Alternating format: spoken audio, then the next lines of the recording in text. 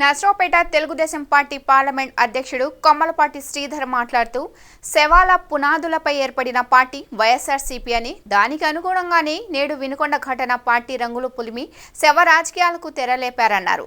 తండ్రి శవాన్ని అడ్డు పెట్టుకొని పార్టీ పునాదులు వేసుకొని బాబాయ్ శవాన్ని అడ్డం పెట్టుకొని అధికారంలోకి వచ్చిన వ్యక్తి జగన్మోహన్ రెడ్డి అని అన్నారు. ప్రధాని మోడీ, హోమ్ మినిస్టర్ అమిత్ షా శాంతి భద్రతల గురించి లేఖ రాసే అర్హత వైఎస్ జగన్మోహన్ రెడ్డికి ఉందా అని అన్నారు. నిజంగా రాష్ట్ర ప్రజలపై అంత మమకారం ఉన్నట్లయితే గత 5 సంవత్సరాల కాలంలో మీ కార్యకర్తలు చేసిన హత్యాకాండపై విచారణ జరిపించాలని ఏ రోజైనా కేంద్ర హోమ్ మినిస్టర్ని కానీ ప్రధానికి కానీ లేఖ రాశారా అని ప్రశ్నించారు.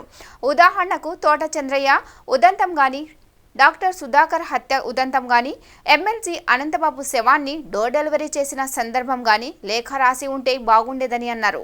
తమ కార్యకర్తల కుటుంబాలను ఓదార్చడంలో ఎవరికి ఎటువంటి అభ్యంతరం లేదని, అలా కాకుండా పచ్చని పల్లెలో రాజకీయ చిచ్చు పెట్టవద్దని హితవు పలికారు. ఇద్దరు వ్యక్తుల మధ్య జరిగిన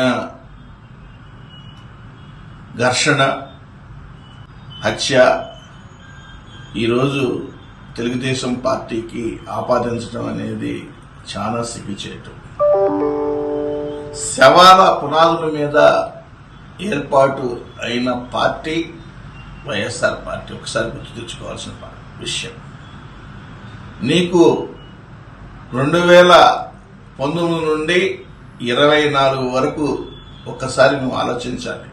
ఎంతమంది ఎస్సీలని, ఎంతమంది బీసీలని, ఎంతమంది మైనారిటీని ఆంధ్రప్రదేశ్లో పొట్టను పెట్టుకున్నారో మీరు ఒక్కసారి ఆలోచించుకోవాల్సిన పరిస్థితి. ఏం మొహం పెట్టుకొని ఈరోజు అమిత్ షా గారికి, మోడీ గారికి లెటర్లు రాస్తాం.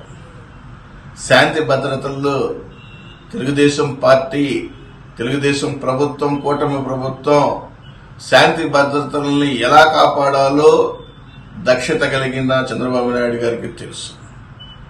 గతంలో అనేక సార్లు ముఖ్యమంత్రిగా ఎంత పెద్ద సంఘటనలైనా సరే అరికట్టిన ఘనత ఆ రోజు చంద్రబాబు నాయుడు గారిది. ముఖ్యమంత్రిగా ఆ రోజు తెలుగుదేశం పార్టీ దాని ఒక్కసారి గుర్తుపెట్టుకోవాల్సిన పరిస్థితి ఉంది.